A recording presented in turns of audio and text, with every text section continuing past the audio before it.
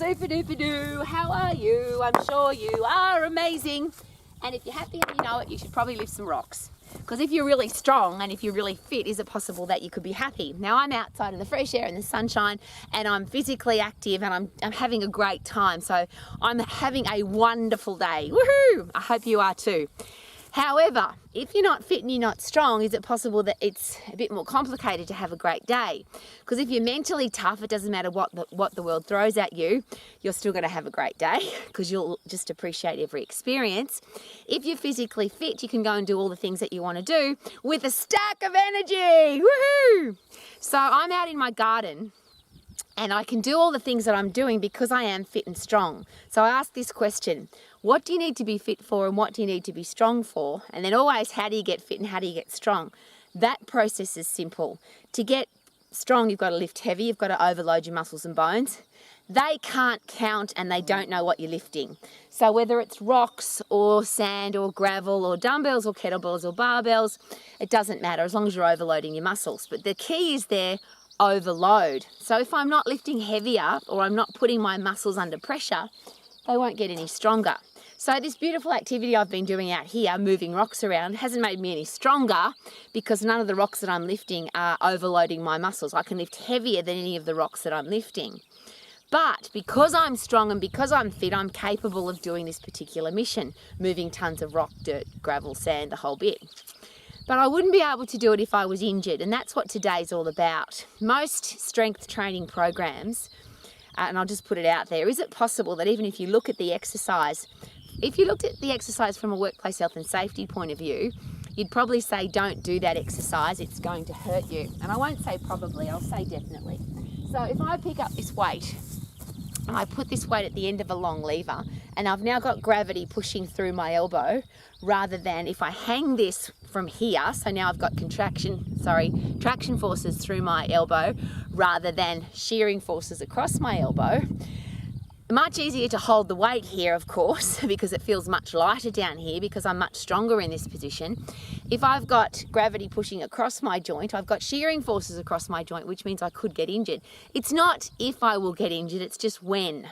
Because if I overload, and this is the silly exercise, and I've got really sore elbows, I can't do any more of those. I've got a busted, broken body because when I was much younger, I did busting, breaking exercises. I did exercises that broke my joints, put shearing forces across my joints, and now as an old lady, I have to be really careful about the way I exercise. But here's a great question. You've probably heard this. Don't do that exercise if you're injured. Well, how about this? If you do that exercise, you'll get injured. So how about don't do it in the first place?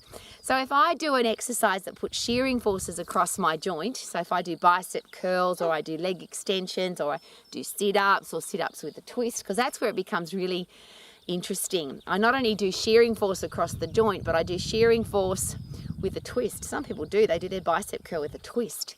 So now it hurts, so I'm putting it away.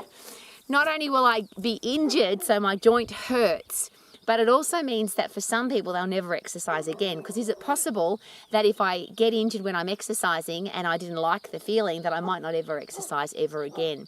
I'm asking you as an exercise professional, a parent, a teacher, a coach. You hear my puppy dog? He's obviously found something to bark at. Hello, Bentley. Hello, darling. I would love for you to be healthy, fit and strong for the rest of your life. How will your life be different if you're fit? How will your life be different if you're strong? If you can go and do all the things that you want to do, if you can lift all the things that you want to lift, if you've got a fast metabolism because you've got strong muscles, so you can eat all the foods that you want to eat, if you're in control of your endocrine hormonal system because you're really strong physically and emotionally, and I share that particularly as an old lady, I didn't want menopause to cause me a hassle, and it didn't.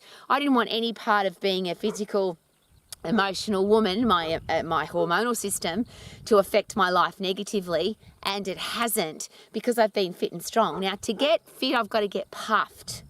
But if I want to get puffed, I've got to have strong muscles and bones to be able to do that. So if I want to sprint, I want to jump, I want to kick, I want to get puffed, my muscles have to be strong, my bones have to be strong, and I won't be strong, and I won't be.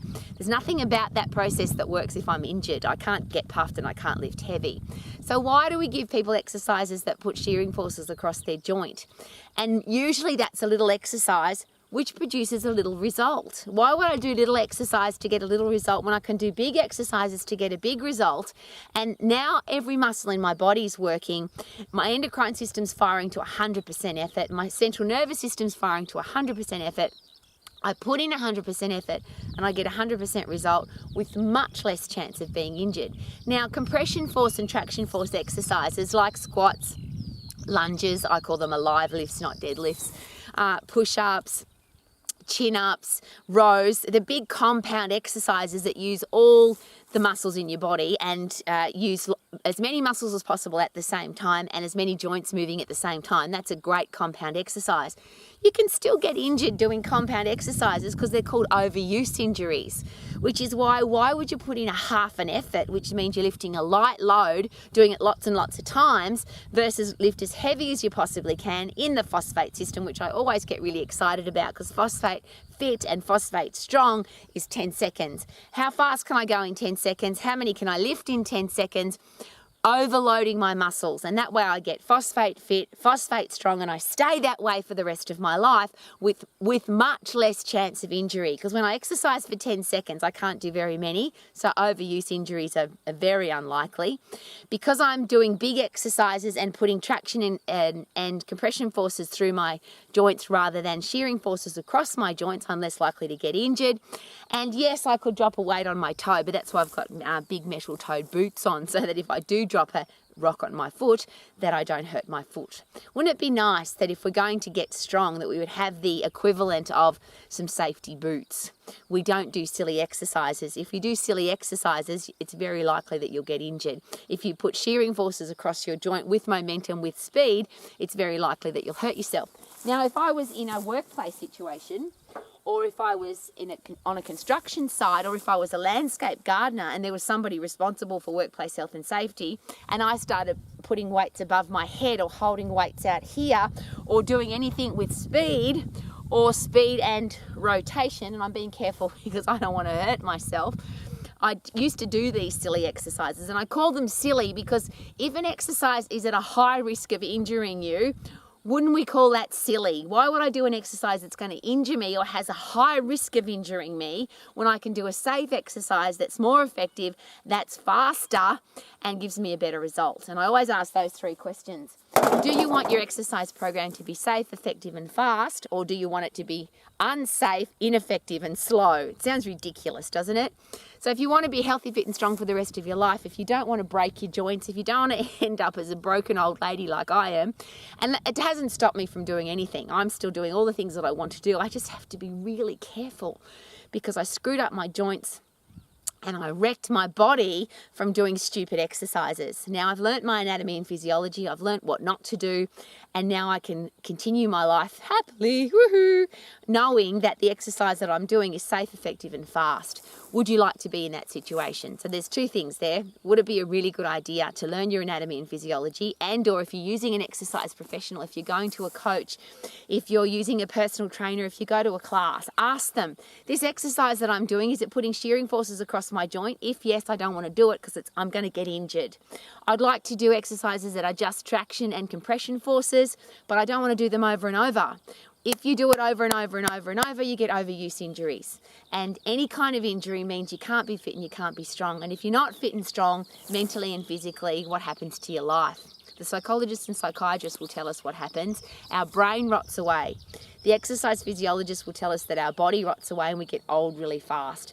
So if you're not fit and you're not strong, if you're unfit and weak, you will be old very fast. You'll get sick, you're more likely to get diseases, and I rattle them off regularly. Coronary heart disease, type 2 diabetes, osteoporosis, depression, Alzheimer's, most cancers, stroke, the horrible killer diseases in the world. Most of those happen because we're weak and because we're unfit.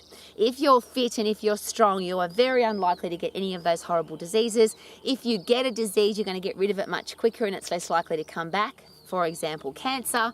And if you're fit and strong, whatever you go through in your life, is it possible that you'll handle it better because you are fit and strong? So how about be healthy, fit and strong for the rest of your life? Wouldn't that be awesome? I feel good, na na na na na na na. It's a beautiful day, but every day is beautiful. Here at Romax, my name's Rowie. Thank you for coming to Romax. I'm here every day to make sure that we're healthy, fit and strong. We have a career or business that we love. We're financially free and we have great relationships. And ultimately, isn't the best relationship the one that you have with yourself? And is it possible that if you're healthy, fit and strong and you love what you see in the mirror and you've got a stack of energy, that your relationship with yourself might be even better? Woohoo!